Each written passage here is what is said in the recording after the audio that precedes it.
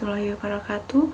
Perkenalkan, saya Intan Herlambang dengan NIM 225221138 dari kelas Akuntansi Syariah 6D. Di sini saya akan mempresentasikan hasil review artikel saya.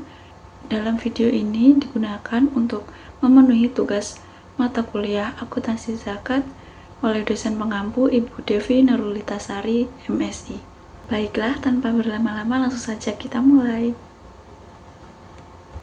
Pada review artikel kali ini, saya mengambil artikel dengan judul A Structural Equation Modeling Approach to Assess the Algerian Zakat Buyers Acceptability and Adoption of a Zakat Vintage-Based Model Proposed, oleh penelitinya yaitu Arwa Robana, Muhammad Aslam Akbar, dan Muhammad Ashmi bin Moh. Lalu untuk jurnalnya adalah Journal of Islamic Accounting and Business Research dan sudah terindeks Q2. Langsung saja dari latar belakangnya, dimulai dari fenomena yaitu tantangan manajerial dan tata kelola dalam pengelolaan dana zakat di Aljazair.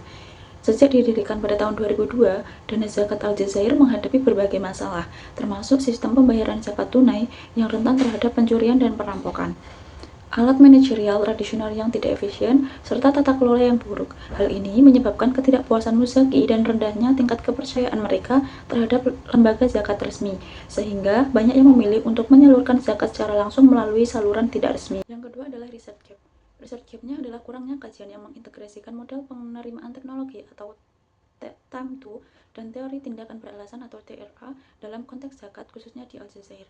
Beberapa aspek yang menjadi gap penelitian adalah yang pertama, kurangnya studi tentang adopsi vintage dalam zakat, yang kedua adalah minimnya pemahaman terhadap perilaku muzaki, ketiga, kesenjangan dalam manajemen dan tata kelola zakat, lalu yang terakhir adalah kurangnya integrasi teori time to dan teori TRA dalam konteks zakat. Selanjutnya adalah rumusan masalah.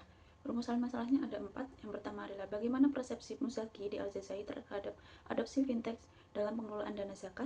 Yang kedua adalah faktor apa saja yang mempengaruhi penerimaan dan adopsi model zakat berbasis vintage oleh muzaki. Lalu yang ketiga adalah bagaimana integrasi model Temtu dan TRA dapat membantu memahami penerimaan teknologi dalam sistem zakat. Lalu yang terakhir adalah sejauh mana penerapan teknologi dapat meningkatkan efisiensi, transparansi, dan kepercayaan dalam pengelolaan dana zakat Aljazair. Tujuan dari penelitian ini ada 4, yaitu yang pertama adalah menganalisis persepsi muzaki di Aljazair terhadap adopsi teknologi vintage dalam pengelolaan dana zakat. Yang kedua adalah mengidentifikasi faktor utama yang mempengaruhi penerimaan dan adopsi model zakat berbasis vintage menggunakan kombinasi teori TM2 dan TRA. Lalu yang ketiga adalah menguji hubungan antara variabel-variabel teknologi, sosial, dan psikologis dalam menentukan penerimaan muzaki terhadap model vintage untuk zakat. Lalu yang terakhir adalah menilai potensi teknologi dalam meningkatkan efisiensi, transparansi, dan kepercayaan dalam sistem pengelolaan zakat di Aljazair. Lalu selanjutnya adalah grand theory. Grand theory yang digunakan ada 2. Yang pertama adalah teknologi accepted model atau TEM2 digunakan untuk mengevaluasi penerimaan teknologi oleh muzaki dengan fokus pada perceived usefulness atau PU dan perceived ease of use atau PEO sebagai faktor utama yang mempengaruhi sikap dan niat penggunaan teknologi. Yang kedua adalah Theory of Reasoned Action atau TRA digunakan untuk memahami bagaimana faktor sosial seperti subjective norm atau SN dan attitude towards technology atau ATT mempengaruhi niat muzaki dalam mengadopsi model zakat berbasis vintage. Selanjutnya adalah perumusan hipotesis. Dalam penelitian kali ini hipotesisnya ada 12. Yang pertama adalah hipotesis 1 adalah perceived security atau PS berpengaruh positif terhadap perceived ease of use atau PEU dalam model zakat berbasis vintage. Yang hipotesis kedua adalah perceived truth atau PTED berpengaruh positif terhadap perceived useful dari model zakat berbasis vintage. Lalu yang keempat, hipotesis ketiga adalah perceived truth berpengaruh positif terhadap perceived ease of use dari model zakat berbasis vintage. Yang hipotesis keempat adalah sistem quality berpengaruh positif terhadap perceived useful dari model zakat berbasis vintage. Hipotesis kelima adalah sistem quality berpengaruh positif terhadap perceived use of use dari model zakat berbasis vintage. Hipotesis keenam adalah perceived useful berpengaruh positif terhadap attitude towards using model zakat berbasis vintage. Hipotesis ketujuh, perceived useful berpengaruh positif terhadap behavior intention untuk menggunakan model zakat berbasis vintage. Hipotesis kedelapan, perceived use berpengaruh positif terhadap persifat usefulness dari model zakat berbasis vintage. Hipotesis 9, persifat ease of use berpengaruh positif terhadap attitude toward using model zakat berbasis vintage. Hipotesis 10, attitude towards using berpengaruh positif terhadap behavioral intention untuk menggunakan model zakat berbasis vintage. Hipotesis 11, subjective norm berpengaruh positif terhadap attitude towards using model zakat berbasis vintage. Lalu hipotesis yang terakhir adalah subjective norm berpengaruh positif terhadap behavior intention untuk menggunakan model zakat berbasis vintage. Selanjutnya memasuki metode penelitian. Dalam penelitian kali ini, jenis penelitiannya termasuk dalam penelitian kuantitatif dengan pendekatan explanatory atau explanatory research. Untuk populasinya adalah Muzaki di Aljazair, khususnya mereka yang memiliki akses ke internet karena survei dilakukan secara online. Sampel dalam penelitian ini terdiri dari 460 responden yang memiliki kriteria tertentu, yaitu Muzaki yang benar-benar membayar zakat melalui dana zakat Aljazair. Dan untuk teknik pengambilan sampelnya menggunakan non-probability sampling dengan metode purposive sampling, yaitu memilih responden berdasarkan kriteria tertentu, yaitu Muzaki yang benar-benar membayar zakat melalui dana zakat Aljazair. Selanjutnya adalah kriteria pengambilan sampel.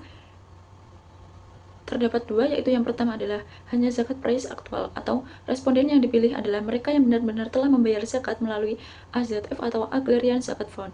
Lalu yang kedua adalah akses ke internet, yaitu responden yang memiliki akses ke internet untuk mempermudah pengisian survei secara online dan memastikan jawaban yang lengkap serta akurat. Untuk teknik pengumpulan datanya, yang digunakan dalam penelitian ini adalah survei. Survei dilakukan dengan menyebarkan kuesioner online kepada 460 responden yang merupakan pembayar zakat di Aljazair. Selanjutnya adalah variabel independennya, ada 3, yaitu perceived security atau persepsi keamanan dalam penggunaan teknologi zakat. Yang kedua adalah perceived trust atau kepercayaan pengguna terhadap transparansi dan akuntabilitas sistem zakat berbasis vintage. Lalu yang ketiga adalah sistem quality atau kualitas sistem dalam hal keandalan, kemudahan akses, dan efisiensi. Lalu variabel dependennya yaitu behavior intention to use, atau niat atau kecenderungan pengguna untuk menggunakan sistem zakat berbasis vintage. Dan dalam penelitian ini terdapat variabel mediasi, yaitu yang pertama adalah perceived usefulness atau persepsi bahwa teknologi zakat akan meningkatkan efisiensi dan efektivitas pembayaran zakat. Lalu yang kedua adalah perceived as of use, adalah persepsi bahwa teknologi zakat mudah digunakan dan dipahami. Lalu yang ketiga adalah attitude towards using teknologi atau sikap individu terhadap penggunaan teknologi dalam pembayaran zakat.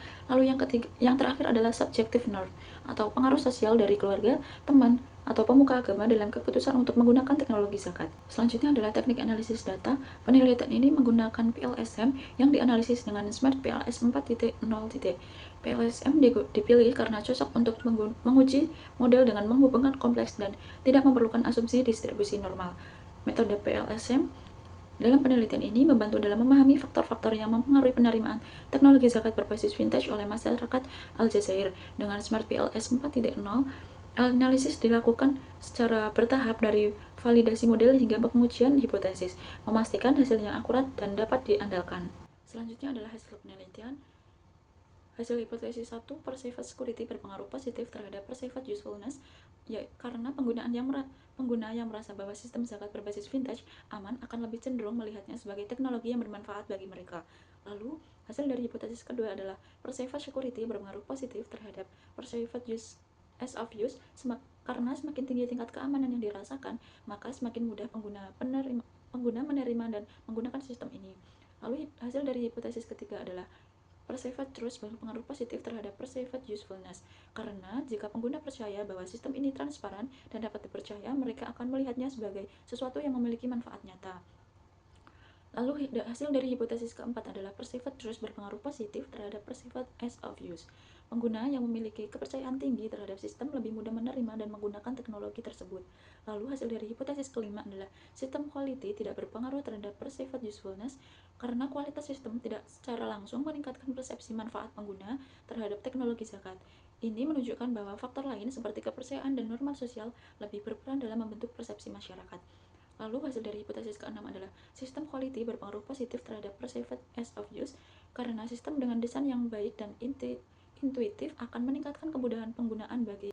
Selanjutnya hasil dari hipotesis 7, perceived usefulness berpengaruh positif terhadap attitude towards using.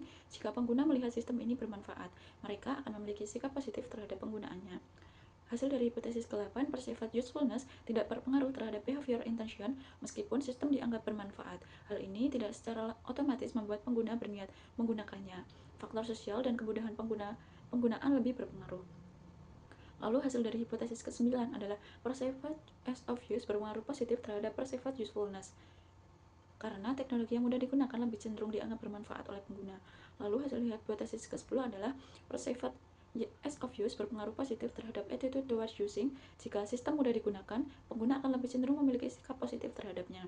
Lalu hasil dari hipotesis ke-11 adalah subjective norms berpengaruh positif terhadap attitude towards using. Karena pengaruh dari keluarga, teman, dan tokoh agama dapat meningkatkan sikap positif pengguna terhadap teknologi zakat berbasis vintage. Lalu hasil dari hipotesis terakhir yaitu hipotesis 12, subjective norm berpengaruh positif terhadap behavior intention. Karena dukungan sosial dari lingkungan sekitar menjadi faktor utama yang meningkatkan niat pengguna untuk menggunakan sistem ini.